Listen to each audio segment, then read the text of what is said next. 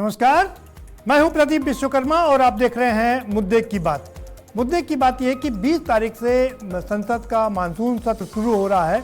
क्या लोकसभा एक बार फिर से अखाड़ा बन जाएगा, बनेगा अखाड़ा? ये अपने आप में आज सबसे बड़ा मुद्दा है, क्योंकि दोनों तरफ से ही सेनाएं सज के तैयार हो गई हैं और दोनों तरफ से अस्त्र शस्त्र को मजबूत किया जा रहा है, यानी कि जो मुद्दे हैं वो तैयार किए जा रहे हैं। अगर हम सत्ता पक्ष की बात करें तो फिल वक्त यही है कि 5 जो बिल हैं वो प्रस्तुत किए जाएंगे और उन्हें पास किया जाएगा, जिन्हें जैसे स्वास्थ्य को लेकर के है, एजुकेशन को लेकर के है, ये सब बहुत आसान वाले मुद्दों पर बिल रखा जाएगा और उनको पास कराया जाएगा। जो मेन कंटेंशियस इशू है, दो जो बिल हैं वो बिल है संविधान संशोधन की, संविधान संशोधन 130 और संविधान संशोधन 131। संविधान संशोधन 130 की अगर हम बात करें तो उसमें ये प्रावधान किया गया है कि अब अगर कोई मंत्री या मुख्यमंत्री या प्रधानमंत्री 30 दिनों तक जेल में रहता है तो उसकी कुर्सी अपने आप चली जाएगी। ऐसा क्यों करना पड़ा, इसके पीछे का कारण है वो भी हम आपको बता देते हैं। उसके पीछे का कारण है कि केजरीवाल जब जेल गए और उन्होंने इस्तीफा देने से इनकार कर दिया। महीनों तक वो जेल में रहे लेकिन उन्होंने इस्तीफा नहीं दिया और जब वो जेल से बाहर आए तो उसके बाद आपको पता है तो इसका। और उसके अलावा झारखंड मुक्ति मोर्चा के मुख्यमंत्री भी जेल गए लेकिन उन्होंने भी इस्तीफा नहीं दिया। तो ये अब एक नज़ीर बन गया है, इसीलिए ये लाया जा रहा है कि अब अगर इवन प्रधानमंत्री भी 30 दिनों तक जेल में रहते हैं तो उनको पद से इस्तीफा देना पड़ेगा। इसको लेकर के विपक्ष हमलावर है, क्योंकि उनका मानना है कि जिस तरीके की राजनीति चल रही है, किसी के ऊपर भी ईडी का केस लगा करके उसे जेल के अंदर रखा जा सकता है। और पीएमएलए की जो एक धारा है उसको इतनी कड़ी धारा बना दी गई है कि अब जल्दी से बेल मिलना मुश्किल हो गया है। वो कुछ इस तरह से है कि पहले जब सीबीआई या ईडी आपको गिरफ्तार करती थी तो ये एजेंसी की जिम्मेदारी थी कि वो प्रूव करे कि हाँ आप गलत हो और जो हमने आरोप लगाए हैं वो सही है। लेकिन अब इसका उल्टा हो गया है, अब आपके ऊपर ये जिम्मेदारी है कि जो एजेंसीज ने आपके ऊपर आरोप लगाए हैं वो तय करिए, वो आप प्रूव करिए कि वो सही है, सही नहीं है, वो गलत है। ये धारा 300 ये विधान 130 है, संविधान संशोधन जो बिल है उसको रखा जाएगा। हालांकि फिल वक्त अभी जो शुरू के 5 बिल हैं उसमें ये बिल नहीं है, इसको शायद बाद में शामिल किया जाएगा। धारा और 131 की हम बात करें, संविधान संशोधन 131वें की अगर हम बात करें तो उसमें डीलिमिटेशन की बात की गई है। डीलिमिटेशन में यह है कि सरकार 543 जो सांसद हैं उनको बढ़ा करके 850 करना चाहती है, इसीलिए फिर से उसका रीएवोल्यूशन होगा, फिर से उसको लिमिटेशन करके उसको फिर से लिमिट में किया जाएगा। लेकिन इन दोनों ही बिल पर विपक्ष पूरी तरीके से अड़ा हुआ है, इसको लेकर के विरोध कर रहा है। और इसके साथ ही साथ विपक्ष ने अपना पूरा एजेंडा तैयार कर लिया। उन्होंने एक लंबी फहरिस्त बना ली है कि किन किन चीज़ों को लेकर के उनको विरोध करना है। सरकार सत्ता पक्ष की तरफ से तैयारी और सत्ता पक्ष की तरफ से एक और तैयारी है। संविधान का जो 130वां संविधान संशोधन है वो अब लोकसभा में ना आकर के राज्यसभा में लाया जाएगा और अमित शाह उस बिल को लेकर के वहाँ पर आएंगे। तो ये एक नई अपडेट है, हमने अपने दर्शकों तक पहुँचा दें।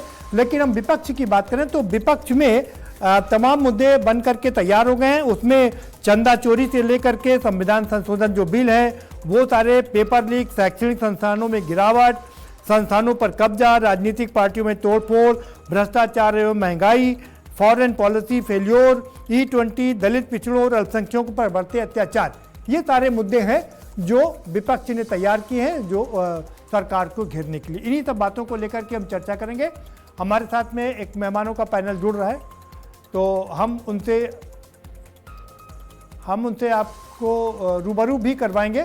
लेकिन फिल वक्त हम बता दें कि दोनों तरफ से तैयारी पूरी हो चुकी है और इन सब के बीच एनडीए की 21 जुलाई को ये संसद का सत्र शुरू होगा और उसमें मैं फिर आपको याद दिला दूं कि उसमें ये दोनों जो संविधान संशोधन के बिल हैं वो 20 तारीख को नहीं लाए जाएंगे, बल्कि 21 तारीख को एनडीए के सांसदों की एक बैठक है, उसमें सारी चीज़ों को तय किया जाएगा कि आगे क्या और कैसे होना है। वहीं विपक्ष भी क्या इंडिया ब्लॉक की बैठक को बुलाएगा, क्योंकि कांग्रेस ने तो अपनी बैठक कर ली है, मुद्दे तय कर लिए हैं, उसमें सोनिया गांधी, राहुल गांधी, खड़गे समेत तमाम नेता उसमें उपस्थित हुए थे और ये सारे मुद्दे तय किए गए हैं। लेकिन क्या अब वो इंडिया गठबंधन की भी कोई बैठक होगी, ये देखना काफ़ी दिलचस्प होगा। इस बीच एक और इसमें एक जुड़ चुका है कि जो एनसीपी एसपी है उस जिसके 6 सांसद टूट करके जा चुके हैं, उन्होंने अब हिंदुत्व की राह पर तेजी से आगे बढ़ना फिर से शुरू कर दिया है और उस कार्यक्रम में मोहन भागवत को आमंत्रित कर लिया है। तो मोहन भागवत उस कार्यक्रम में जाएंगे या नहीं जाएंगे, ये देखना काफ़ी दिलचस्प होगा। लेकिन फिल वक्त वो हिंदुत्व की राह पर है। हालांकि हिंदुत्व की राह पर तो अखिलेश यादव भी हैं, सॉफ्ट हिंदुत्व की ओर रुख कर चुके हैं। कांग्रेस भी केरल में सॉफ्ट हिंदुत्व की ओर रुख कर चुकी है। और इससे पहले हम आपको याद दिला दें, जब इससे पहले और उसके पहले जब गुजरात में चुनाव हुए थे तो राहुल गांधी ने अपना जनेऊ दिखाया था, मंदिर मंदिर घूम रहे थे और अपने आप को सबसे बड़ा हिंदू और ब्राह्मणवादी बता रहे थे। लेकिन तब से लेकर के अब तक नदी में पानी काफ़ी बह चुका है और अब संसद का सत्र 20 तारीख से है। हमारे साथ कुछ मेहमान जुड़ चुके हैं, हम उनसे आपका तारुफ करा देते हैं। हमारे साथ समाजवादी पार्टी के प्रवक्ता जुड़ चुके हैं, सर्वेश त्रिपाठी जी, आपका स्वागत है। प्रीतिपाल सलूजा जुड़ चुके हैं, आम आदमी पार्टी के प्रवक्ता हैं, आपका बहुत स्वागत है। कांग्रेस के नेता अनवर मिर्जा जुड़ चुके हैं, आपका स्वागत है। और आरएसएस की तरफ से विचारक हमारे साथ में जुड़ चुके हैं, शैलेंद्र शर्मा जी। शैलेंद्र शर्मा जी, आपका भी बहुत स्वागत है। हम पहले विपक्ष का रुख करें, उससे पहले हमारे साथ भारतीय जनता पार्टी के भी एक नेता आपसे कुछ देर बाद जुड़ेंगे, अशोक चौहान। हम तब उनका भी स्वागत करेंगे और आपसे उनको भी रूबरू करवाएंगे। इस बीच हम जरा शैलेंद्र जी का रुख करते हैं। शैलेंद्र जी, पूरा लगता है महाभारत का एक पूरा मैदान तैयार हो चुका है। यूँ तो महाभारत की लड़ाई 18 दिन चली थी, 16 दिन चली थी और अभी ये मानसून का सत्र 20 दिन चलना है। कैसे देख रहे हैं आप इस मानसून सत्र को? देखिए, जिस प्रकार की इस समय देश का वातावरण है और जिस प्रकार का इस समय राजनीतिक समीकरण दिखाई पड़ता है, निश्चित रूप से सत्ता पक्ष का प्रयास होगा कि अधिक से अधिक विधेयक सदन में पारित किए जाए और विपक्ष का प्रयास होगा कि वो अधिक से अधिक सदन में अपनी बात को रखने के लिए, सरकार को घेरने के लिए इसी प्रकार से वो जो है वो वातावरण बनाए। और इस बीच में कुछ लोग जंतर मंतर पर धरना भी दे रहे हैं और साथ ही कुछ और भी जो इस समय समसामयिक मुद्दे हैं जो विपक्ष को बैठे बिठाई मिल गए हैं, तो उसके आधार पर उनका ये प्रयास होगा कि सरकार को किसी प्रकार से घेरने का प्रयास करें। लेकिन मेरा मानना है कि पार्लियामेंट, लोकसभा या राज्यसभा, इसमें एक एक मिनट के प्रोसीडिंग पे लाखों रुपए खर्च होते हैं जी। और वहां पर जो निर्वाचित प्रतिनिधि हैं, उन जनप्रतिनिधियों पर भी अपने क्षेत्र की विकास संबंधी योजनाओं से लेकर जन सामान्य की आकांक्षाओं को पूरा करने की जिम्मेदारी और दबाव दोनों रहता है। इसलिए संसद के प्रत्येक समय का उपयोग सिर्फ हंगामे में, शोरगुल में, व्यवधान उत्पन्न करने में, समय गुजारने में, अपने पर्सनल पॉलिटिकल एजेंडे सेट करने के बजाय प्रयास ये होना चाहिए कि उसका उपयोग करके, क्योंकि बहुत सारे ऐसे विषय हैं जिसपे सभी दलों की राय समान है।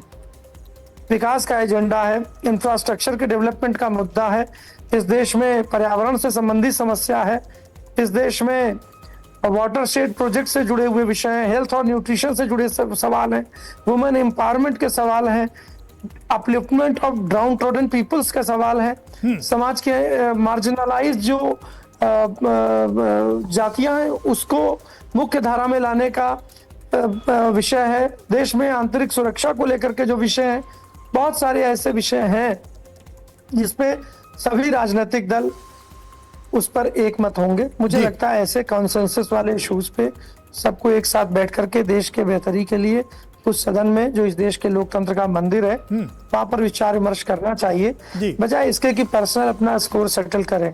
ठीक है, क्योंकि अभी ठीक है लोकसभा शरण के जी, चुनाव में आपने काफी बिल्कुल समय बहुत शानदार तरीके से, बहुत साफ गोई से अपनी बात रखी।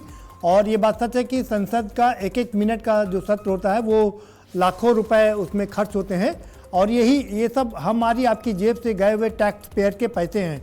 तो ऐसे में कोशिश ये होनी चाहिए कि ज़्यादा से ज़्यादा मुद्दों पर चर्चा हो और उसमें आम सहमति बने। लेकिन आज की राजनीति इतनी कट्टर हो चली है कि अब बहुत कम सहमति बन पाती है। इस बीच हमारे साथ दो और बहुत खास मेहमान जुड़ चुके हैं, उनसे भी हम आपका तारुफ करवा देते हैं।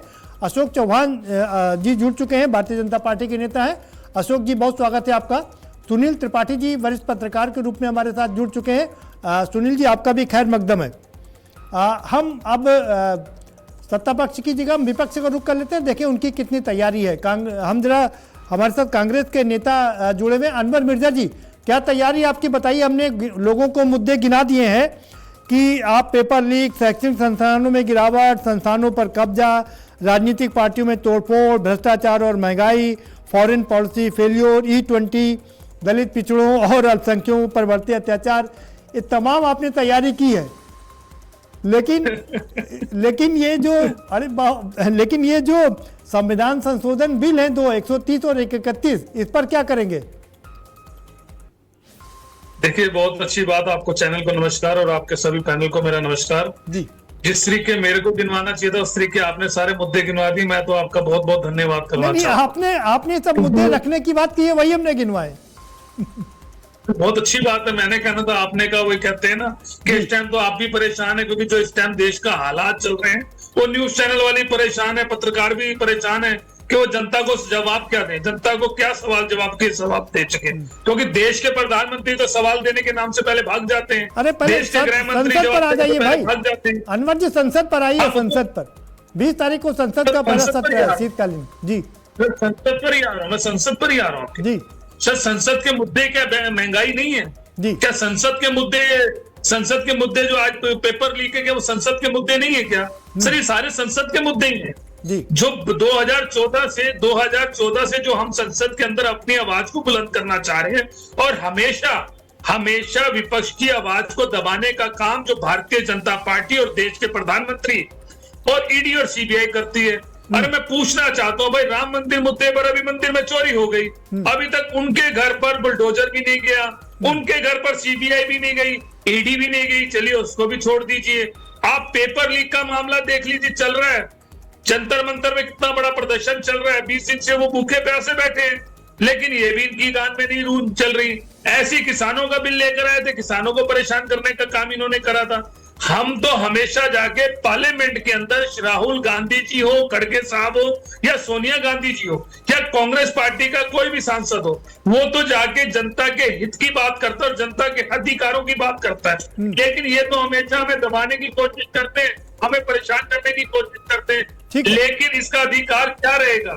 हम डंके की चोट पर पार्लियामेंट के अंदर बैठ के देश के प्रधानमंत्री जी को सुनना चाहते हैं। देश के प्रधानमंत्री जी पेपर लीक पर सबसे पहले बात करें, क्योंकि आज जो सबसे ज्यादा गंभीर मुद्दा है वो पेपर लीक का है। जो हमारे युवा लड़के थे जिन्होंने पेपर की अपनी तैयारी कर रखी थी, उन्होंने पेपर देना था, आज उनका पेपर का भविष्य खराब हो चुका है। तो देश के प्रधानमंत्री शांत बैठे। मुझे समझ नहीं आ रहा कि धर्मेंद्र प्रधान से देश के प्रधानमंत्री घबराते हैं या कौन घबराते हैं, मुझे समझ नहीं आ रहा। अरे युवा सड़कों पर अपनी आवाज उठा रहे, लेकिन चुप है। हम पार्लियामेंट के अंदर कितने बिल लेकर आए? अब ये देखिए, बिल तो हमेशा लेकर आते हैं। किसानों का बिल उठा लाए थे, जीएसटी का बिल उठा लाए, कभी कुछ और बिल उठा ले। परेशानी के मुद्दे जो है वो लोगों के कौन पूरे करेगा? भाई हम तो परेशानी पूछ रहे हैं। ठीक है पार्लियामेंट में। अनवर जी, क्या आपको ये मुद्दे बड़े नहीं लग रहे? ये बात ठीक है, आपने जो मुद्दे उठाए हैं बहुत ही जेन्युइन मुद्दे हैं, अच्छे मुद्दे हैं, शानदार मुद्दे हैं, इसमें कोई शक नहीं है और इस पर डिबेट होनी चाहिए। लेकिन आपको क्या नहीं लगता कि महिलाओं को 30% आरक्षण मिले, डिलिमिटेशन हो और 543 सांसद से बढ़कर के 850 सांसद हो जाएं, और उसके साथ साथ में प्रधानमंत्री हो या मुख्यमंत्री हो जो जेल जाए 30 दिन के बाद उसको रिजाइन करना ही पड़ेगा। ये भी अपने आप में बहुत बड़े मुद्दे हैं। दोबारा से आपके पास आऊँगा, सर्वेश त्रिपाठी जी के पास चलना आएंगे। सबको चर्चा में, अनवर मिर्जा जी सबको चर्चा में शामिल कर ले। 2012 से लेकर आज कौन सी इनको महिलाओं की चिंता हो गई, आज कौन सी परेशानी आ रही महिलाओं की? अनवर जी, अगर इतनी आरक्षण की बात इनके पास है, अनवर जी सबको चर्चा में शामिल कर ले। एक बार फिर दोबारा से आपके पास आएंगे, आप थोड़ा सा इंतजार करिए। सर्वेश त्रिपाठी जी क्या कहेंगे आपकी? ये तीनों भी बहुत महत्वपूर्ण मुद्दे हैं भाई। महिलाओं का 30% आरक्षण तभी होगा जब डिलिमिटेशन पूरा होगा, क्योंकि जो सांसद हैं वर्तमान में वो अपनी सीट तो छोड़ेंगे नहीं भाई। सीट जब 543 से बढ़कर 850 होंगी तो उसमें महिलाओं को 33% आरक्षण मिल जाएगा। जी, पहली चीज ये है, यहाँ आपको सारे अग्रजों को, जनता को प्रणाम। पहली चीज, आपने ओपनिंग स्टेटमेंट में आप कह रहे थे, उसमें थोड़ा ऑब्जेक्शन है मुझे। हिंदूवादी मतलब संघी नहीं होता कि वो फलाना हिंदूवादी हो रहे हैं तो संघ प्रमुख को बुला लिया है। अब हिंदूवादी मतलब भाजपा ही नहीं होता जी। हिंदूवाद बहुत बहुत बड़ी डेफिनेशन है, उसका संघ से और भाजपा से कोई लेना देना नहीं है, पहली बात। दूसरी बात कि मुद्दे जो है बहुत बड़े बड़े मुद्दे हैं। सर्वेश त्रिपाठी जी, रुक लीजिए, आप एक मिनट रुक लीजिए, मैं आपको थोड़ा कंटेक्ट कर दूं, फिर अपनी बात पूरी रखिएगा। मेरा मतलब ये है कि सॉफ्ट हिंदुत्व की तरफ आप जा रहे हैं। पहले सेक्युलरिज्म जो क्या होता है, एक मिनट सुन लीजिए, सवाल भी सुनिए। सर्वेश त्रिपाठी जी सवाल सुनने का मादा रखिए। आपने सवाल किया, मुझे ये बताइए ना, सॉफ्ट हिंदू का बार बार नहीं, सवाल नहीं बता रहा हूं, मुझे ऑब्जेक्शन है इस पे। आप डिसाइड नहीं करेंगे, आप डिसाइड नहीं करेंगे ना कौन हिंदुवादी है कौन नहीं है। मैं सुन तो लीजिए, सॉफ्ट हिंदू तो है क्या? नहीं हो गई आपकी बात, आप मेरी सवाल सुन लीजिए। मेरा सवाल ये है, आप मुझे बस ये बताइए सॉफ्ट और हार्ड हिंदुत्व क्या है? क्या सॉफ्ट हिंदुत्व कह रहे थे आप? क्या होता है सॉफ्ट हिंदुत्व? ये है कि बहुत जोर से ये ना कहना कि मैं हिंदू हूं, अब बस चुपके से कहना कि मैं हिंदू हूं। ये मोहन भागवत जी और जोर से और धीरे से कैसे बोला जाता है हिंदू है? मैं, आप घर में बोलते हैं कि मैं हिंदू हूं, आप बाहर नहीं बोलते मैं ठोक के कि मैं हिंदू हूं। नहीं, मगर मैंने नाम क्या के सर्वेश त्रिपाठी लगाया हुआ है तो दैट शोज कि मैं हिंदू हूं। इसमें मोहन भागवत जी की सर्टिफिकेट की जरूरत है क्या? सर्वेश त्रिपाठी जी बात सुनिए जी। ये है, यहाँ पर 4 करोड़ लोग ऐसे भी हैं जो भगवान में आस्था नहीं रखते हैं, वो अनीश्वरवादी हैं। नहीं, बात ठीक है। और सुनिए दूसरी बात ये है, और कांग्रेस, और सुन लीजिए सवाल तो हिंदू होगा या सवाल पहले पूरा सुन लीजिए, उसके बाद जवाब दीजिए। पूरा समय दूंगा आपको, आप पूरा एक्सप्लेन कर लीजिएगा। ये जो संविधान को संशोधित करके सेक्युलरिज्म शब्द डाला है ना, वो आप लोगों ने ही डाला है, उसमें कांग्रेस और आप हैं जी। आपको तो सेक्युलरिज्म का क्या मतलब होता है? आपको दिक्कत है क्या सेक्युलरिज्म से? नहीं, मुझे कोई दिक्कत नहीं है, मुझे कोई दिक्कत नहीं है। मुझे हर एक, ये तो भारत हिंदुस्तान तो एक गुलदस्ता है, उसमें सब कुछ रहना चाहिए। उसमें तो लिविंग रिलेशन के लोग भी रहते हैं, उसमें हिंदुत्ववादी भी रहते हैं, उसमें सभी लोग हैं। संविधान चलिए वापस आते अपने मुद्दे पर। हमने आपकी बात का जवाब दे दिया, वापस आते अपने मुद्दे पर। लोकसभा में आप कैसे घेरेंगे भारतीय जनता पार्टी को, बताइए। वो हर जगह वैसे ही घिरी हुई है जी। आप अगर एनवायरमेंट इंडेक्स की बात करते हैं तो आउट ऑफ 157 देश हम 156वें नंबर पे है, रिसेंट है ये। एनवायरमेंट से बड़ा मुद्दा तो नहीं होना चाहिए कुछ जी। पॉल्यूशन से बड़ा मुद्दा नहीं होता, एजुकेशन से बड़ा कोई मुद्दा नहीं होता। एजुकेशन में अभी कोई कह रहा था कि कुछ लोग बैठे जंतर मंतर पे, वो कुछ लोग सोनम वांगचुक है जी, जिनकी जान खतरे में है और सरकार उस पर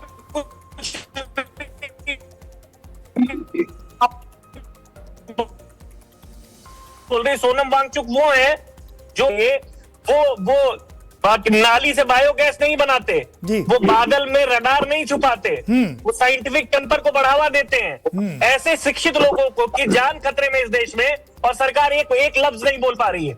ये मुद्दे हैं कि नहीं है? बिल्कुल है। छात्रों का भविष्य मुद्दा है कि नहीं है? बिल्कुल मुद्दे हैं। ये वैसे ही ये सरकार चोरी डकैती वाली सरकार है भाजपा पार्टी, और वो हर तरफ से घिरी हुई है। ठीक है, आपने बहुत शानदार तरीके से मुद्दे रखे, ये सारे मुद्दे हैं और ये सारे मुद्दे उठने भी चाहिए। हम जरा चलेंगे प्रतिपाल सलूजा जी के पास में। प्रतिपाल सलूजा जी क्या कहेंगे आप कैसी तैयारी है आपकी? आपके भी सारे सांसद तोड़ के भारतीय जनता पार्टी लेकर गई है। देखिए, देश के भीतर तोड़ जोड़ की राजनीति ये तो 2014 से ही आरंभ है। इसमें कांग्रेस भी इसकी भुक्तभोगी रही है, हम भी भुक्तभोगी रहे हैं, और तमाम पार्टियां, कई पार्टियां तो नामो निशान भी इन्होंने खत्म करने का प्रयास किया। तो देश में जो संविधान था बाबा साहब अम्बेडकर जी का, उसको तार तार करने का काम भारतीय जनता पार्टी कोई आज नहीं कर रही है, पूर्व से करती चली आई। अभी आपने हमसे पहले प्रवक्ता से पूछा कि भाई अगर कोई संशोधन आएगा 850, 840 या 850 सांसद बन जाएंगे, महिलाओं को लाभ हो जाएगा, महिला बिल पास हो जाएगा, इससे आपको क्या कष्ट है? कष्ट बिल्कुल नहीं है सर। 2023 में 106 संशोधन जो आया था उसमें ये बिल ऑलरेडी पास हो चुका है। ये जो बिल है महिलाओं की पीछे से तीर चलाने वाला काम है। शिखंडी ने भी यही काम किया था, वही काम भारतीय जनता पार्टी के नरेंद्र मोदी जी और अमित शाह करना चाहते हैं। आप बिल लाना चाहते हैं परिसीमन के ऊपर, डिलिमिटेशन के ऊपर बिल लाना चाहते हैं और महिलाओं को आप आगे रख रहे हैं, महिलाओं को धोखा देने का काम कर रहे हैं।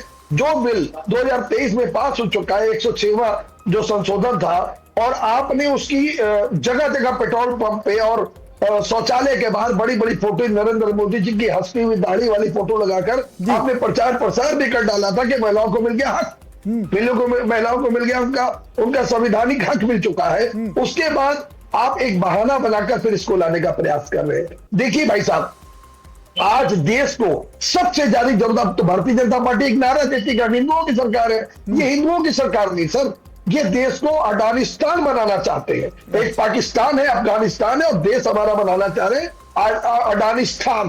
अब क्यों बनाना चाहते हैं? अगर ये हिंदुओं की सरकार होती साहब तो क्या राम मंदिर में चोरी हो रही होती? क्या बीफ बेचने वालों से ये चंदा ले रहे होते? क्या देश में 1 लाख प्राइमरी स्कूल बंद हो रहे होते? क्या 1,20,000 स्कूल में मात्र एक टीचर पढ़ा रहा होता? क्या 98,000 स्कूल में बच्चियों के शौचालय नहीं होते? ये अब मैं क्या क्या आपके आगे बताऊं। इसी लखनऊ राजधानी से जहां मैं आपके साथ बैठ के डिबेट कर रहा हूं, इसी राजधानी में करीबन 20-25 दिन पहले एक कोचिंग के अंदर 15 बच्चे 15 नौनिहाल जी जो मर गए, भूल गए, उनके लिए एनडीए ने और सरकार ने योगी आदित्यनाथ ने कहा बड़ी जांच करेंगे।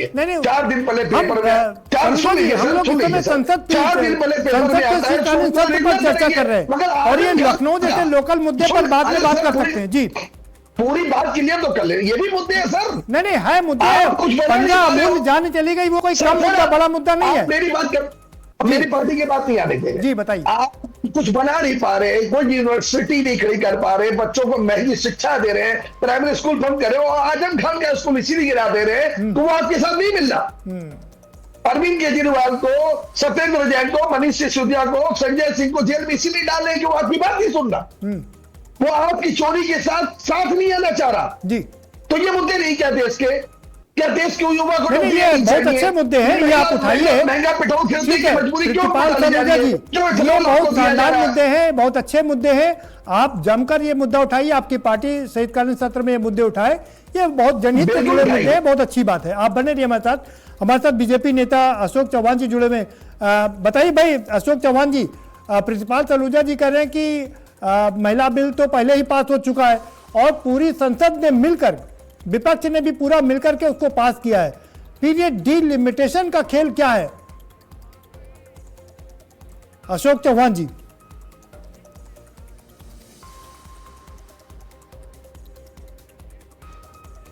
अशोक चौहान जी अपने आप को अनम्यूट कर लीजिए, आपका माइक म्यूट है।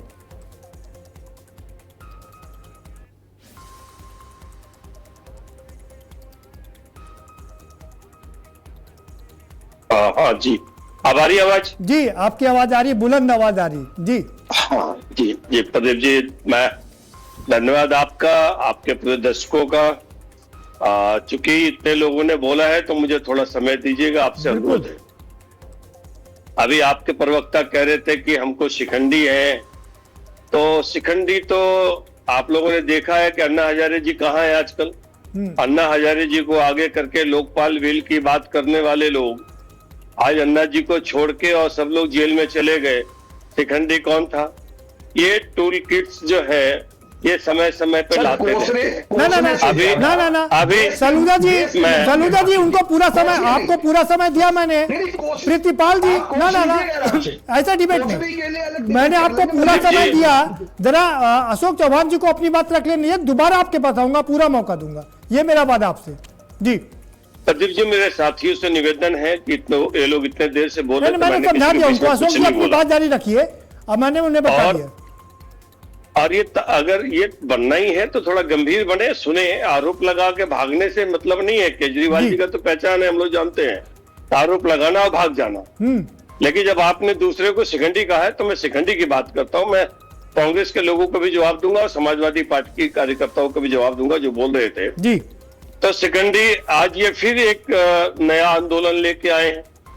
है कौन? वही लोग हैं, समाजवादी पार्टी, कांग्रेस के लोग, कम्युनिस्ट पार्टी और ऐसे लोग टूलकिस्ट लाए। जब चुनाव देश में आता है ऐसे ऐसे एक टूलकिस्ट को लेके आते हैं, कभी किसानों को आगे करके, कभी आंदोलनकारियों को आगे करके। लेकिन देश की जनता तो समझते से कोई फर्क नहीं पड़ने वाला है।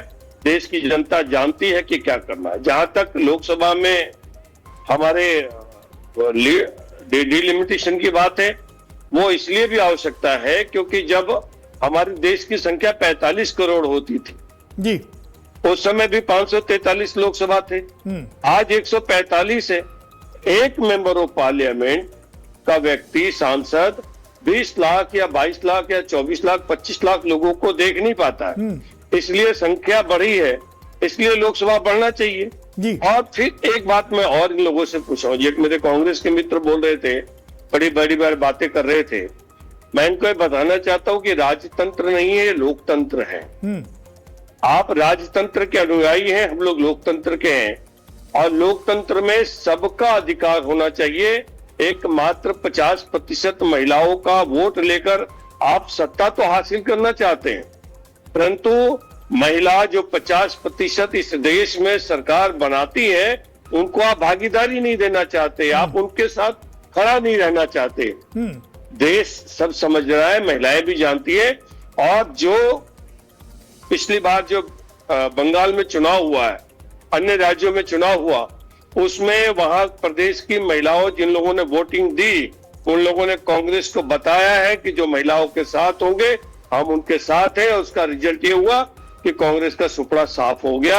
बंगाल जैसे प्रदेश में भी जहां मुख्यमंत्री महिला थी, ममता बनर्जी, जो महिलाओं के विपक्ष में खड़ी थी, हमारे इस बिल के खिलाफ खड़ी थी, आज उनकी पार्टी नेस्तानाबूद हो गई और विपक्ष भी अब अस्तित्व बचाने की स्थिति में बंगाल में नहीं है। अशोक चौहान जी, ये देश की जनता ने इनको जवाब दिया है, इनको ठीक है अशोक चौहान जी, देश की जनता ने उनको जवाब दिया है और आपने भी उनको अच्छा जवाब दिया। बाकी बच्चे खुद तोड़ के एक दूसरी पार्टी में शामिल करा दिया, ये भी एक अच्छा जवाब है। दूसरी बड़ी बात यह है, मैं दोबारा से आपके बताऊंगा, अभी जवाब नहीं लूंगा, मैं कुछ सवाल आपके पास छोड़ जा रहा हूं। अशोक चौहान जी, मैं कुछ सवाल आपके पास छोड़ जा रहा हूं, दोबारा से आपके पास में आऊंगा। मैं सुशील त्रिपाठी जी का रुख करूंगा, जो वरिष्ठ पत्रकार हैं, वो जरा सबको बीच में रखेंगे। अशोक चौहान जी, मैं दोबारा से आपके पास आऊंगा, मैं कह रहा हूं आपसे, आपको जी आऊंगा। सवाल आप उसके जवाब तैयार रखिए। सवाल यह है कि अभी कुल मिलाकर के 800 सांसद हैं राज्यसभा और लोकसभा को मिलाकर के, और 800 जब सिर्फ लोकसभा में ही 850 सांसद होंगे, राज्यसभा को मिलाकर 1000 के पार हो जाएंगे। दूसरा सवाल यह है, जब सांसदों की संख्या बढ़नी चाहिए तो देश में स्कूल कॉलेजों की संख्या घटनी क्यों चाहिए, वो बढ़नी क्यों नहीं चाहिए? वरिष्ठ पत्रकार साहब के पास चलेंगे, हमारे पास जुड़े हुए हैं। सुनील त्रिपाठी जी, क्या कहेंगे आप? आपने सबको सुना है। जी प्रदीप जी, ये बहुत अच्छा सवाल किया है प्रदीप जी आपने। देखिए, प्रतिमन होना चाहिए जी। ये बात तो सत्य है कि सांसद महोदय का इतना बड़ा क्षेत्र होता है कि वो अपने जनता से मिल नहीं पाते जी, लेकिन उनके ऊपर इतना व्यय किया जा रहा है। अभी 300 साढ़े 300 सांसद हमारे और बढ़ जाएंगे, उनका पूरा खर्चा भी किसके ऊपर बढ़ेगा जी? इस देश के नागरिक के ऊपर तो बढ़ेगा। आपकी जब मर्जी आती है तो आप उनका वेतन बढ़ा देते हैं, भत्ता बढ़ा देते हैं, सुविधाएं बढ़ा देते हैं। 2 गुना 3 गुना, उड़ीसा में 3 गुना कर दिया था, वापस लेना पड़ा जी। और औरों के लिए क्या सुविधा देते हो, ये तो पूरा देश देख रहा है जी। कम से कम आप ये कहिए कि इस बार जो वेतन वृद्धि होगी, वो जो 500 सांसद हमारे हैं उनके आधा वेतन इन 3 को दिया जाएगा, मेरा विचार है। तो अननेसेसरी बोझ नहीं बढ़ेगा, लेकिन इस पर कोई सत्ता पक्ष विपक्ष भी चर्चा करना प्रदीप जी नहीं चाहता है, सबका भला है। दूसरी बात, अभी नरेंद्र मोदी जी 1 नेशन 1 इलेक्शन में बात कर रहे हैं। मैं बड़ा निवेदन साथ कहना चाह रहा हूँ आपके नेशनल चैनल से कि क्या इस देश में 1 एजुकेशन नहीं होना चाहिए? बिल्कुल ठीक बात, बड़ी बात है। आप ऐसा नहीं करते हैं जी। हम आप मंचों पर जाते हैं, दलितों के, बैकवर्डों के, सबके मसीहा बनते हैं। उन प्राइमरी विद्यालयों से जहां मैं भी शिक्षा ग्रहण करके आया हूं, वो विद्यालय तो आप बंद करते चले जा रहे हैं। तो आप बढ़ावा किसको दे रहे हैं? प्राइवेट सेक्टर को। प्राइवेट सेक्टर के स्कूल आप देखिए गली कूचे पहुंच रहे हैं, सुविधाओं के नाम पर जिस तरह से अभिभावकों को बच्चों को गुमराह करके अपने वहां एडमिशन करा देते हैं, कैसे मीडियम क्लास का आदमी इन बच्चों को वहां पढ़ा रहा है वो समझ रहा है। तो कम से कम इस देश में एक वन एजुकेशन होनी चाहिए। दूसरी बात प्रदीप जी कि जब परीक्षा होती, प्रतियोगी परीक्षा होती है तो हमारे बेसिक टाट पट्टी पर पढ़ने वाले बच्चे उसी परीक्षा में बैठते हैं जहाँ कॉन्वेंट के बच्चे बैठते हैं। इस पर कोई चर्चा नहीं करना चला। मेरा सुझाव है आपके नेशनल चैनल से कि कम से कम अगर आप अलग शिक्षा रख रहे हो तो प्रतियोगी परीक्षाओं में हमारे उन बच्चों को अलग रखा जाए। ये आपने एजुकेशन लेके आए। आप बहुत धन्यवाद के पात्र हैं। आपने बहुत ही बुनियादी मुद्दे रखे हैं और देश की जनता को जागरूक करने का काम किया है कि वन नेशन वन एजुकेशन क्यों नहीं। गरीब के बच्चे टाट पट्टी पर पढ़ेंगे, उनको शौचालय तक नसीब नहीं होगा, उनको पानी नसीब नहीं होगा और बड़े देश IAS अधिकारियों के बच्चे और मंत्रियों के बच्चे बड़े बड़े स्कूलों में पढ़ेंगे जिसमें 60 लाख रुपए फीस है, विदेशों में पढ़ेंगे। इस पर बात कब होगी? हम बहुत शानदार बात रखिए। सलूजा जी अपनी बात रख लीजिए, फिर मैं अशोक चौहान जी से जवाब लेंगे।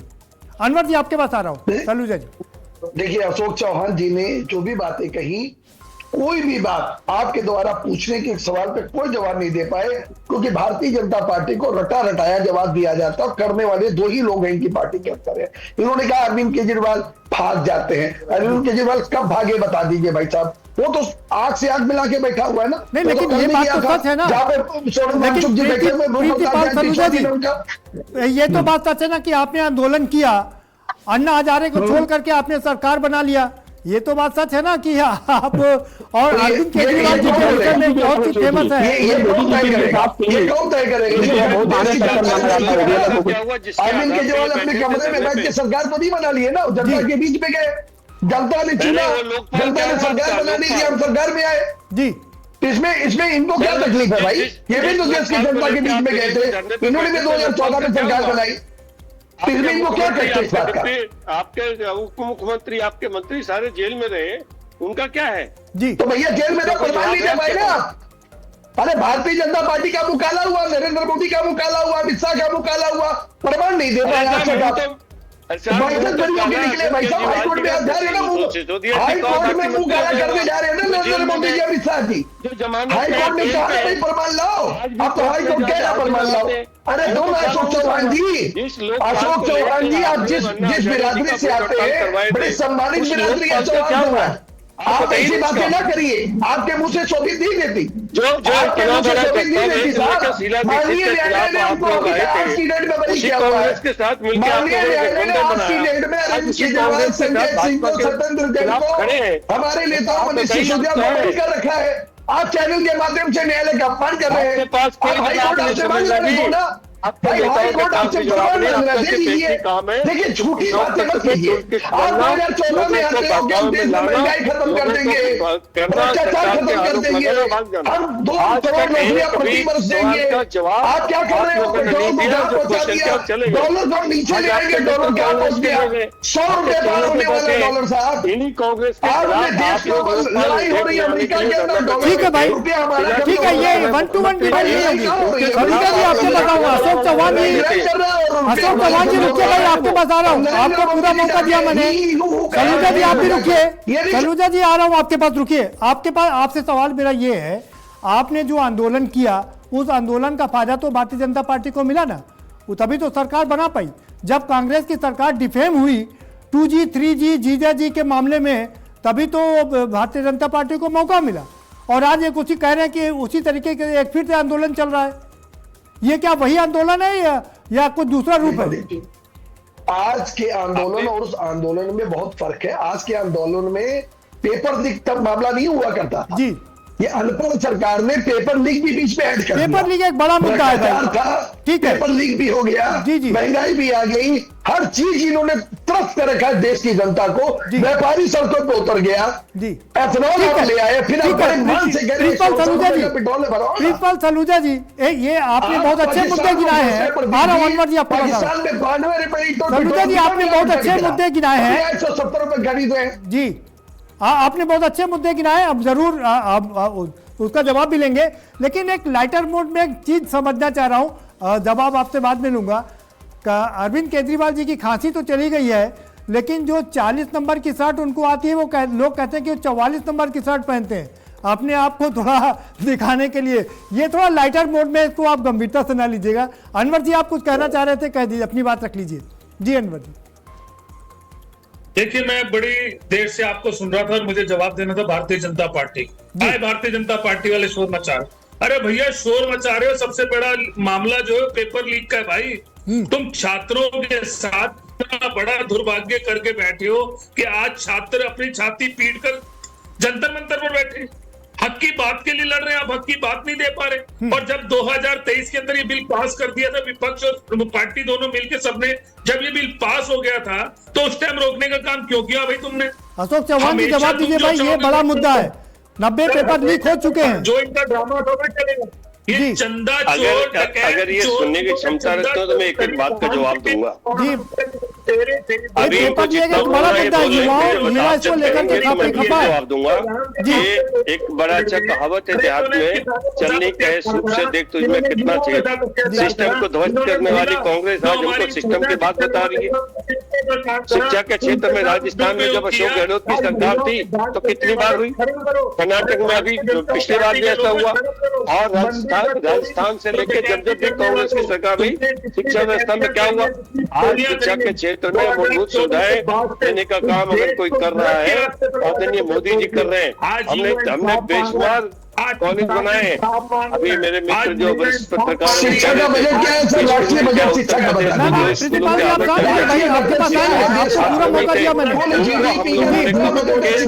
अशोक चौहान जी सुन लीजिए, पहले अनवर जी को सुन लीजिए, फिर उनका जवाब दीजिएगा, ठीक है? अशोक चौहान जी पहले सवाल पूरा सुन लीजिए, फिर जवाब दीजिएगा। जी क्या पूछेंगे? अरे लुटेरो, अरे डकैतो, शर्म करो, राम के नाम पर पैसा खा रहे, राम के नाम पर चोरियां कर रहे हो, तुम्हें शर्म आ रही है? देश के प्रधानमंत्री बोल नहीं पा रहे, देश के प्रधानमंत्री कह नहीं पा रहे, देश के प्रधानमंत्री शिक्षा के बारे में बोल नहीं पा रहे। अनवर जी आपकी बात हो गई भाई, आगे बढ़ते हैं, इस तरीके से नहीं चलेगा। अनवर जी आपकी बात हो गई भाई, अनवर जी आप शांत हो जाइए, अशोक चौहान जी से जवाब ले लेते हैं। जी अशोक जी जल्दी से जवाब दीजिए 20 सेकंड में। अनवर जी इस तरह से डिबेट नहीं होगी भाई। जीजा जी ये सब आपके कार्यकाल में हुआ है। अनवर जी पहले तो चैनल पे सभ्यता के साथ बात करना सीखिए। जी अनवर जी शांत हो जाइए भाई, शांत होइए, बोलिए जी, और डिबेट के तरीके से बात करिए। अशोक चौहान जी अपनी बात रखिए, लोकतंत्र लोकसभा के उस पे सत्र पर बात करते हैं, जल्दी जवाब दीजिए। ये जो मुद्दे हैं वो बड़े हावी होंगे, चंदा चोरी भी एक बड़ा मुद्दा है और विपक्ष इसको जोर शोर से उठाने की कोशिश करेगा। अशोक चौहान जी देखिए, इस चैनल पे बैठ के जिन्होंने जीप घोटाला किए, 2G किए, 3G किए, जिन्होंने पूरे देश में चोरी किया, जो टोपी चोरी किए, और जो दिल्ली में शीश महल बनाए, ये तीनों चारों इकट्ठे होकर भारतीय जनता पार्टी कह रहे हैं। मैं एक बात पूछना चाहता हूँ प्रदीप जी, मुझे थोड़ा समय दीजिएगा जी। लोकसभा पे हमला हुआ था, पाकिस्तान के आतंकवादियों ने हमला किया था। इनके मनीष शंकर अय्यर कहते हैं पाकिस्तान मेरा मित्र है, मोदी जी को हटाना है, मुझे मदद करें। वो आतंकवादी जिन लोगों ने पार्लियामेंट पे हमला किया था, उनको हम ये क्या बोले कि ये कांग्रेस ने हमला किया था? ये मानेंगे कि कांग्रेस ने हमला किया लोकसभा पे? लेकिन एक कर्मचारी किसी संस्था का कर्मचारी ने अगर ये किया है, पेपर लीक एक बड़ा मुद्दा है। अशोक चौहान जी पेपर लीक एक बड़ा मुद्दा है, वो बीती का विसार दीजिए। चंदा चोरी एक बड़ा मुद्दा है। और मेरी बात को कंप्लीट होनी है। जी बताइए। अगर किसी संस्था के किसी कर्मचारी ने गलत काम किया है, जी पहली बात बहुत बड़ा दुर्भाग्य है, क्योंकि करोड़ों करोड़ हिंदुओं के आस्थाओं का केंद्र है हमारे प्रभु श्री राम जी, उनके मंदिर पे चोरी हुआ है, तो इससे बड़ा अपराध कुछ हो नहीं सकता। चलिए ठीक है। लेकिन भारतीय जनता पार्टी की सरकार, योगी जी की सरकार ऐसे अपराधियों को, ऐसे चोरों को कभी संरक्षण नहीं दे रही है, उनको सजा दिलाने का काम कर रही है। हमने उस पे SIT बनाई। आप दोनों शांत हो जाइए, क्योंकि मेरे पास में शैलेंद्र शर्मा जी भी जुड़े हुए हैं, RSS के पूछताछ हो रही है, प्रचारक है भाई, दोनों लोग रुकिए ना, और वरिष्ठ पत्रकार भी जुड़े हुए हैं, उनको भी चर्चा में शामिल करना है। अनवर जी आप थोड़ा शांत हो जाइए भाई। क्या सर्वेश त्रिपाठी जी हमारे साथ जुड़े हुए हैं क्या? सर्वेश जी अगर आप जुड़े हुए हैं, आपको सवाल, चलिए सर्वेश जी तक आवाज़ नहीं पहुंच पा रही है, सुशील त्रिपाठी जी के पास चलते हैं। सुशील त्रिपाठी जी, ये बात तो सच है कि तमाम बड़े मुद्दे हैं, जैसे पेपर लीक एक बड़ा मुद्दा है, 90 से ज़्यादा पेपर लीक हो चुके हैं, उसको कांग्रेस एक बड़ा मुद्दा बनाना चाहती है। चंदा चोरी भी एक बड़ा मुद्दा है। उधर भारतीय जनता पार्टी अपने 3 जो बड़े बिल हैं उनको भी लाना चाहती है। तो क्या लगता है कि दोनों ही मुद्दे जरूरी है और बातचीत जरूरी है, हंगामा की जगह बातचीत जरूरी है? देखिए प्रदीप जी, जब से भारतीय जनता पार्टी सरकार बनी है, विपक्ष ने सारा समय हंगामे में ही काट दिया जी। लोकसभा और चाहे राज्यसभा हो, उसमें एक एक मिनट कीमती है। जनता के टैक्स का कितना पैसा व्यय होता है, उन राजनेताओं को भी सोचना चाहिए कि हम ऐसे में बैठ के जिस काम के लिए यहाँ बैठे हैं उस काम का सच्चाई के साथ निर्वहन हो और जनता के उन मुद्दों पर चिंतन मंथन होना चाहिए जो वास्तव में जनता के हितों के संदर्भ में हो। लेकिन सदना सत्ता पक्ष मैं देखता हूँ, पिछला भी सत्र देखता है, बार देख रहा हूँ, जैसे सत्ता पक्ष लोग आते हैं विपक्ष हंगामा करता है, विपक्ष भी सहयोग करे, सत्ता पक्ष भी सहयोग करे, तो मेरी समझ से ज्यादा उचित होगा। भारतीय जनता पार्टी जो बिल लेके आ रही है, नहीं लेकिन सुनील जी सबसे बड़ी बात यह है कि जब तोड़फोड़ चल रही है पार्टियों में, तो पार्टियां एकजुट कैसे होंगी? जब टीएमसी को पूरा करीब करीब खत्म कर दिया गया, उद्धव ठाकरे की पार्टी को करीब करीब विलुप्त प्राय कर दिया गया, तो ऐसे में एकमत कैसे बनेगा सदन में? देखिए टीएमसी को लेकर हम लोग चर्चा करते हैं। मैंने चुनाव से पहले प्रदीप जी कहा था कि भारतीय जनता पार्टी का परचम बंगाल में फहराएगा। कारण वहां कई ऐसे रहे कि ममता जी नहीं परचम फहराए वो बात, सुनील जी परचम फहराए वो बात अलग है, जीत हार तो राजनीतिक पार्टियों में लगी रहती है, लेकिन जिस तरीके से पार्टियों में तोड़फोड़ हुई हम लोग उसकी बात कर रहे हैं। प्रदीप जी मैं वहीं आ रहा हूं। देखिए जब व्यक्ति किसी पार्टी से डूब जाता है, और राजनेताओं को तो मैंने देखा है कि सुबह कहाँ होती शाम कहाँ होती है, वो राजनेता नहीं रह गए पार्टियों में जो आस्था और विश्वास साथ पार्टियों में खड़े होते थे जी। अब तो राजनेता केवल अपना सुख देखना चाह रहे हैं कि हमारा भला किस पार्टी में होगा, उस पार्टी में सारे सिद्धांतों को अपनी पार्टी छोड़ करके चले जाते हैं। उत्तर प्रदेश में भी कई छोटे छोटे दल हैं, देखा होगा कि सपा में रहे तो भाजपा गाली बक रहे थे, भाजपा में आए तो सपा गाली बक रहे हैं। बिल्कुल ऐसे नेताओं का मतलब अब कोई मूल्य नहीं रह गया। बिल्कुल सुनील जी आप सही कह रहे हैं कि अब कोई मूल्य नहीं रह गया है कि जब और कोई नहीं रह गया, जी कोई सिद्धांत नहीं रह गया। प्रदीप जी एक सेकंड हमको दे दीजिए। जी जी जिस मुद्दे में चर्चा कर रहा हूँ, मेरे सारे बुद्धिमान साथी बैठे हैं, उस पर किसी ने हाँ नहीं भरी होगी कि इस देश में ऐसी भी व्यवस्था होनी चाहिए सबके लिए जी। कोई इस पे न सत्ता पक्ष बोला है न विपक्ष बोला है, क्योंकि इस मुद्दे से सारे लोग अपना मुंह फेरना चाह रहे हैं।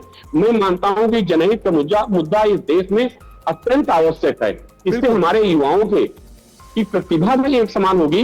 बिल्कुल, और उनका ये बहुत बड़ा मुद्दा है ये, क्योंकि अगर हमारे प्रतिभाओं की एक समान प्रतिभा वो हो जाए और हम लोग इंटेलेक्चुअल हो जाएं, तो चूंकि हमसे बाद में आजाद हुए देश आज कहां से कहां पहुंच गए हैं, और 33 करोड़ का देश पूरे विश्व में राज कर रहा है। चलिए शैलेंद्र जी से इसका जवाब ले लेते हैं। शैलेंद्र जी क्या वरिष्ठ पत्रकार साहब कह रहे हैं कि देश में एक शिक्षा एक वो होना चाहिए, और तमाम विधान ये लोकसभा का सत्र है उसको लेकर के भी आप क्या कहेंगे? शैलेंद्र शर्मा जी।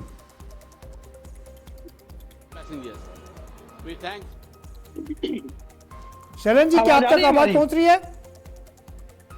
हाँ आवाज आ रही है। जी जी हाँ सवाल ये है ऐसा है कि जी जी जी बताएं। सवाल ये सुनील त्रिपाठी जी कह रहे हैं, वरिष्ठ पत्रकार हैं, वो कह रहे हैं कि बाकी मुद्दे एक तरफ है लेकिन सबसे पहले शिक्षा, वन नेशन वन एजुकेशन होना चाहिए। और आप तो चूंकि आपका संगठन इतना व्यापक है, विश्व प्रसिद्ध है, विश्व का सबसे बड़ा संगठन है, आप क्या इस पर पहल करेंगे क्या? देखिए वन नेशन वन इलेक्शन में देश एक लोकतांत्रिक व्यवस्था से चलता है। देश की सरकार ने अपने स्तर पर एक बोर्ड भी बना रखा है, लेकिन प्राइवेट इंस्टीट्यूशंस भी शिक्षा के लिए शैलेंद्र जी शायद आप सुन नहीं पाए बात को, वो वन नेशन वन इलेक्शन की बात नहीं कर रहे हैं, वो Shailendra ji one nation one education की बात कर रहे हैं। एक राष्ट्र एक शिक्षा। मैं वन एजुकेशन की बात कर रहा था जी कि इस देश में सरकार को एक लोकतांत्रिक प्रक्रिया में एक दायित्व वाली सरकार होने के नाते इस देश में सबको शिक्षा प्रदान करने के लिए, एक उनको गारंटी देने के लिए एक फोरम प्रोवाइड कराना है। तो राइट टू एजुकेशन का बिल तो पार्लियामेंट में पास है। फ्री एंड कंपलसरी एजुकेशन के लिए भी जो ऐसे बालक हैं, बालिकाएं हैं जिनको कि शुल्क देने में समस्या है, उनके लिए भी स्टेट का उनको संरक्षण है। लेकिन अब इसके अतिरिक्त जो प्राइवेट स्कूल वाले सुनते नहीं हैं और सरकार उन पर दबाव नहीं बना पाती है। राइट टू एजुकेशन के तहत 25% गरीब बच्चों को शिक्षा देना चाहिए, लेकिन वो लोग एडमिशन देते नहीं है। नहीं, अगर कोई व्यक्ति अब टेक्निकल एजुकेशन है, मेडिकल एजुकेशन है, लॉ की एजुकेशन है, इंजीनियरिंग का कॉलेज है, अगर कोई खोलना चाहता है और इस देश की सरकार संविधान के दायरे में उसको रोक नहीं सकती है, क्योंकि ये उसका कॉन्स्टिट्यूशनल राइट है। लेकिन वो पैसा तो इसलिए आप ये गरीब बच्चों को एडमिशन नहीं देते हैं। नहीं हो सकता ना सर। प्राइवेट इंस्टीट्यूशन भी रन करने का लोगों को राइट है, तो प्राइवेट इंस्टीट्यूशन रन करेंगे, प्राइवेट मेडिकल कॉलेजेस भी रन करेंगे। सरकार के भरोसे सारी व्यवस्थाएं नहीं छोड़ी जा सकती। सरकार सभी व्यवस्थाओं को, इस देश के 150 करोड़ लोगों को जब तक जन सहभागिता नहीं होगी, शिक्षा के क्षेत्र में, स्वास्थ्य के क्षेत्र में, चिकित्सा के क्षेत्र में, सिर्फ सरकार के आधार पर कार्य नहीं हो सकता। न तो इतने मेडिकल कॉलेज में चिकित्सक हैं, न तो इतने सरकारी विद्यालयों में शिक्षक हैं, न तो इतने विद्यालय ही हैं। इसलिए इसमें पीपीपी का जो मॉडल है उसके आधार पे, जन सहभागिता के आधार पे, समाज के कुछ एजुकेशनिस्ट हैं उनके आधार पे वो करता रहना पड़ेगा, और वो कॉन्स्टिट्यूशनली मैंडेट है, वो संवैधानिक रूप से उनको संरक्षण है, वो खोल सकते विद्यालय, शिक्षण संस्थान है, सवाल सुन लीजिए, चिकित्सक आप तक शायद आवाज नहीं पहुंच इसलिए पाई। ये बातें थोड़ी सी अव्यावहारिक है। जी शैलेंद्र जी, आप तक शायद आवाज नहीं पहुंच पा रही, सवाल भी सुनते जाइए। सवाल ये है कि राइट टू एजुकेशन तो बन गया देश में, और राइट टू एजुकेशन के तहत प्राइवेट स्कूल कॉलेजों को जो गरीब बच्चे हैं उनको शिक्षा देना अनिवार्य है, उनसे फीस नहीं ले सकते, लेकिन ये प्राइवेट स्कूल वाले उनको एडमिशन ही नहीं देते हैं। देखिए ऐसा है, वन नेशन वन एजुकेशन की जहां तक बात है, मैं उससे आगे बढ़ के बात कह रहा हूं। एक क्लास में 40 बच्चे पढ़ते हैं, सभी बच्चों को एक ही शिक्षक एक ही समय में एक ही प्रकार की शिक्षा देता है, उसी में से कोई विद्यार्थी टॉप करता है, कोई फर्स्ट डिवीजन आता है, कोई फेल भी हो जाता है। इसलिए शिक्षा की समानता की बात इसलिए कह रहे ना, आपको लगता होगा कि एक देश में एक एजुकेशन होगा तो सब लोग एक ही तरीके की सोच वाले हो जाएंगे, ऐसा नहीं हो सकता है। वन नेशन वन एजुकेशन के बाद भी लोगों के सोचने समझने और रिएक्ट करने का तरीका अलग होगा, कोई पास होगा, कोई फेल होगा। हम आज एक ही शिक्षण संस्था से निकल के कोई आईएएस बनता है, कोई डॉक्टर बनता है, कोई बाबू बनता है, और कोई अपराधी भी बन जाता है। इसलिए शिक्षा के आधार पर वन नेशन में वन एजुकेशन होगा तो सारी समस्या की ऑडियो डाउन कर दीजिए। प्रिंसिपल सरोजा जी, सवाल ये है कि कोई जो संविधान का संशोधन बिल ला रही है सरकार, उसमें यह है 130वां जो संशोधन है कि अगर कोई मुख्यमंत्री या प्रधानमंत्री जेल में रहता है 30 दिन तक तो उसको जेल जाना पड़ेगा, और जो जेल जाता है उसको पद छोड़ना पड़ेगा। इसमें बुराई क्या है? अरविंद केजरीवाल जी इस्तीफा ही नहीं दिए उन्होंने। आपका आखिरी कमेंट जी। भाई देखिए, मैं पहले सुशील भाई की बात को रख दूं, उन्होंने कहा वन नेशन वन एजुकेशन होना चाहिए। आम आदमी पार्टी दिल्ली में भी थी, इस अधिकार के साथ हम लोगों ने काम शुरू किया। वहां पे हर समाज के लोग, हर वर्ग का लोग जो प्राइवेट स्कूल में भी पढ़ रहे थे वो आके सरकारी स्कूल में अपना एजुकेशन ले रहे थे। आके वो प्राइवेट स्कूल से नाम कटा के आ रहे थे, क्योंकि हम लोगों ने दिल्ली की शिक्षा के स्तर को बहुत ऊंचा कर दिया। अब पंजाब में कर रहे हैं। अब आपके सवाल पे आ जाते। आपने कहा कि अगर ऐसा कानून आ रहा है, अगर 30 दिन तक कोई जेल में मुख्यमंत्री रहेगा या प्रधानमंत्री रहेगा। सर, मुख्यमंत्री देश के अंदर 32 से 33 होते हैं, प्रधानमंत्री एक होता है। कौन सी संस्था की औकात है कि प्रधानमंत्री को पूछते? आपने शीश महल की बात बड़ी आसानी से यहाँ कर दी। आरएसएस के प्रवक्ता यहाँ बैठे, आरएसएस के प्रवक्ता से पूछा कि भाई आप ही के संघ का बंदा ही है, तो चंदा चोरी में लिप्त महासचिव वहां निकला।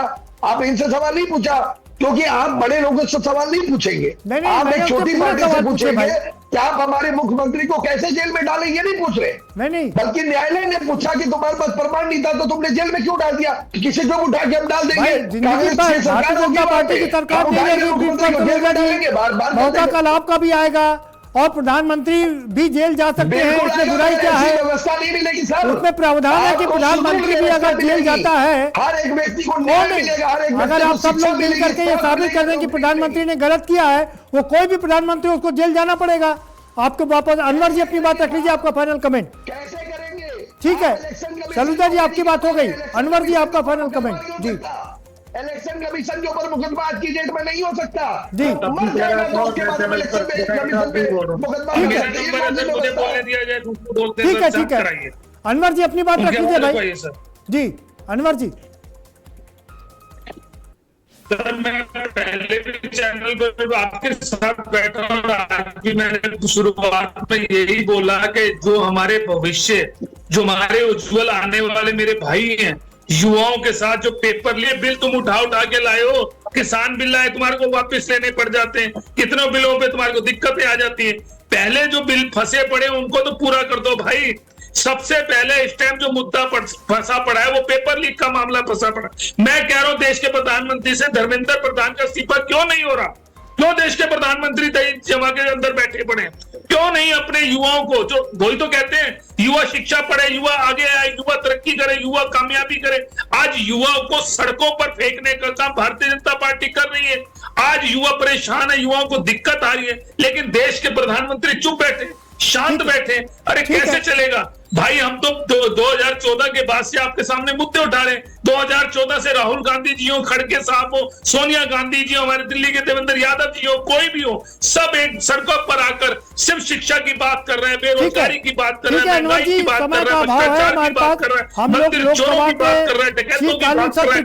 लेकिन भारतीय जनता पार्टी हमारी बात सुनना नहीं चाहती। आपसे सिर्फ एक छोटा सा सवाल सर, छोटा सा सवाल आपसे। जी, शिक्षा बड़ा मुद्दा है, तो मैं बात करूं। लोग 4-5 शिक्षा बड़ा मुद्दा है। ठीक है, कम से कम हम लोग बात कर रहे हैं लोकसभा, मैं किसी के बीच में अनवर जी हम लोग बात कर रहे हैं लोकसभा के शीतकालीन सत्र की। अशोक चौहान जी अपनी बात रखिए, फाइनल कमेंट आपका।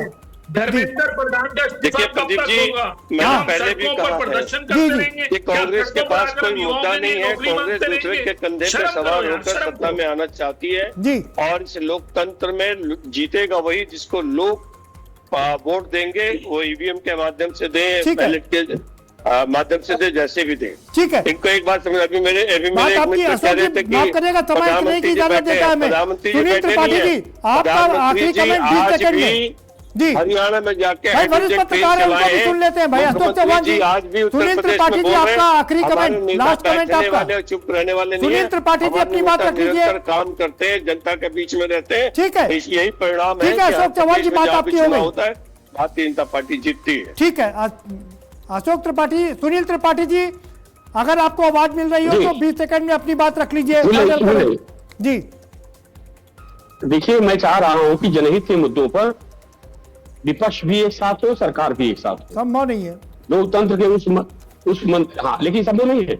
लोकतंत्र के उस मंदिर पर में उन लोगों की बात होनी चाहिए कि जो वास्तव में समस्याओं से जूझ रहे हैं, उस समस्याओं के निदान के लिए बात होनी चाहिए। ठीक है सुनील त्रिपाठी जी, आपका मतलब समझ में आ गया, बहुत शुक्रिया आप सभी मेहमानों का इस चर्चा में शामिल होने के लिए। सुनील त्रिपाठी जी की बात से ही मैं इस बात को समाप्त करूंगा। उन्होंने बहुत शानदार बात रखी कि सत्ता पक्ष को और विपक्ष को मिल करके जनहित के मुद्दे उठाने चाहिए और उनके समाधान के लिए कोशिश करना चाहिए।